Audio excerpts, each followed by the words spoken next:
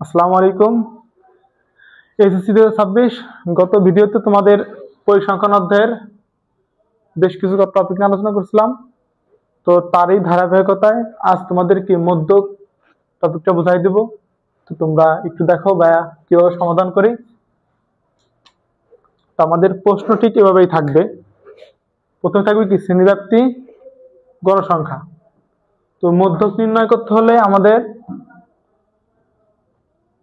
প্রথমে ক্রম যোজিত গণসংখ্যা বের করতে হবে। তো এখানে তুমি লিখে নিবা যে ক্রম যোজিত গণসংখ্যার সারণী তৈরি করা হলো।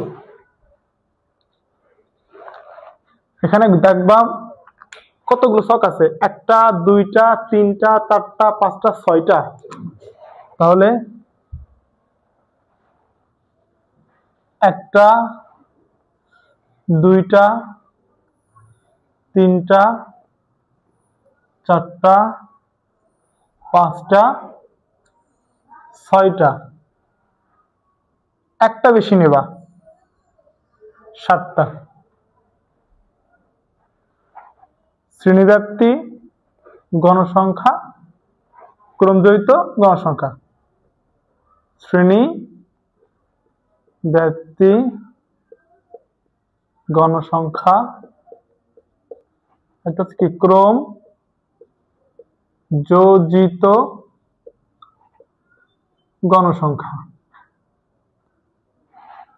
আমাদের প্রশ্নেই শ্রেণীব্যাপ্তি এবং গণসংখ্যা কি দেওয়া থাকবে। শ্রেণীব্যাপ্তি কত আছে? 21 থেকে 30, 31 থেকে কি 40, 41 থেকে 50, 51 থেকে 60, 61 থেকে 70। গণসংখ্যা কি আছে?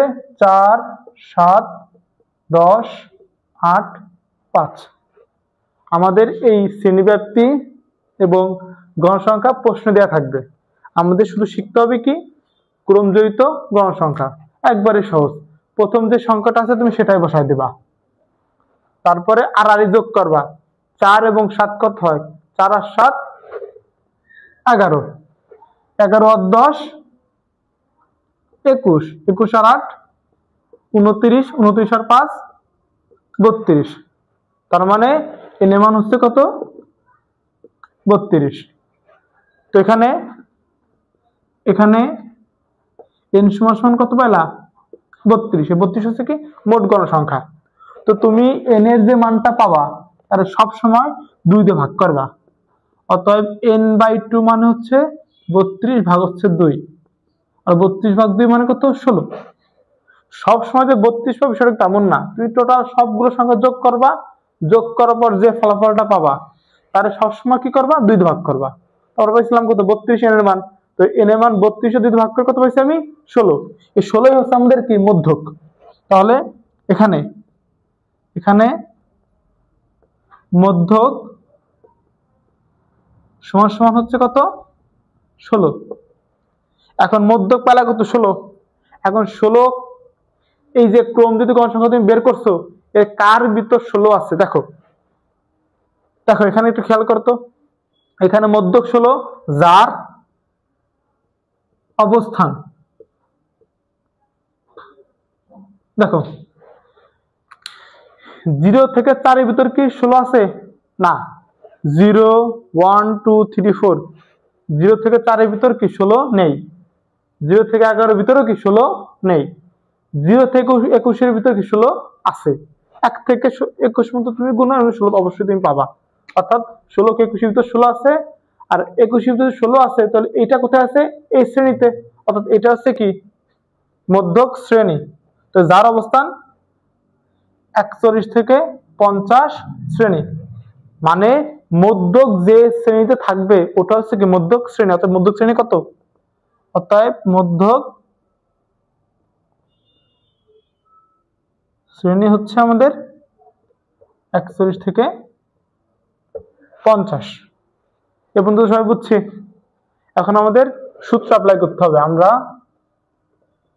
আমরা জানি মধ্যক সমান L plus n/2 minus FC গুণ H ভাগ হচ্ছে কত FM। অঙ্ক সমাধানের আগে আমাদের প্রথমে দেখতে হবে যে আমাদের কনস্ট্যান্ট কি কি আছে। এখানে কনস্ট্যান্ট কটা দেখো তো, একটা, দুইটা, তিনটা, চারটা, পাঁচটা। তুমি পাঁচটা কনস্ট্যান্টের মান প্রথমে কি বের করে নেবা। পাঁচটা কনস্ট্যান্টের মান বের করার পরে যার যার নিচে তার মান বসা হিসাব করলেই কি তোমার সমাধান কি হয়ে যাবে। তো এখানে দেখো এল এর মানটা কি, এখানে যে শ্রেণী ব্যাপ্তি তুমি পাইছো, মানে যে শ্রেণী মধ্যক শ্রেণী পাইছো, সেই মধ্যক শ্রেণী যে মানটা ছোট কত, এখানে 41। এই 41 হচ্ছে কেলে মান, লোয়েস্ট মানটা হচ্ছে কেলে মান। এটা হচ্ছে নিম্ন সীমা, এটা হচ্ছে উচ্চ সীমা। এলে মান হচ্ছে কি নিম্ন সীমা 41, আর n/2 হচ্ছে আমরা পাইছিলাম 16। এফসি হচ্ছে, এই এফসিটা আমরা ভুল করি, এফসি আর এফএম। এই এফসি আর এফএমটা আমাদের ভুল হয়, সবসময় মনে রাখবা।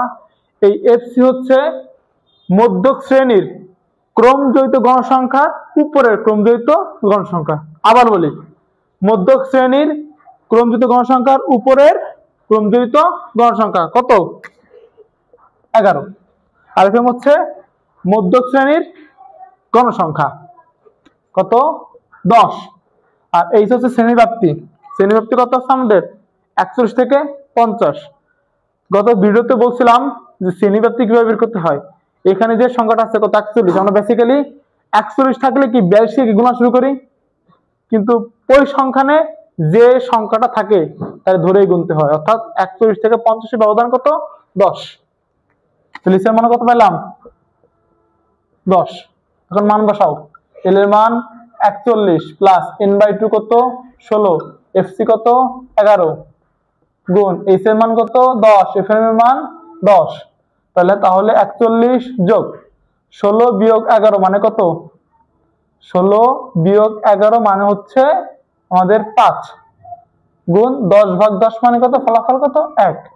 তাহলে 41 যোগ 5 কে 5, আর 41 আর 5 কত হয় 46। অতএব মধ্যক কত আমাদের সমান 46। এটা হচ্ছে আমাদের কি অ্যান্সার। এখন এই যে বিষয়টা তোমরা যদি একটু সুন্দর মতো কি করো, তাহলে ইনশাল্লাহ আমি আশা করি এখান থেকে কি চ্যাপ্টার নাম্বার কি অনায়াসে তোমরা কি পারবা। তো সবাই কি চেষ্টা করো পরীক্ষার সামনে পরীক্ষা ভালো করা যায়। সবাই ভালো থাকবে, সুস্থ থাকবে। আসসালামু আলাইকুম।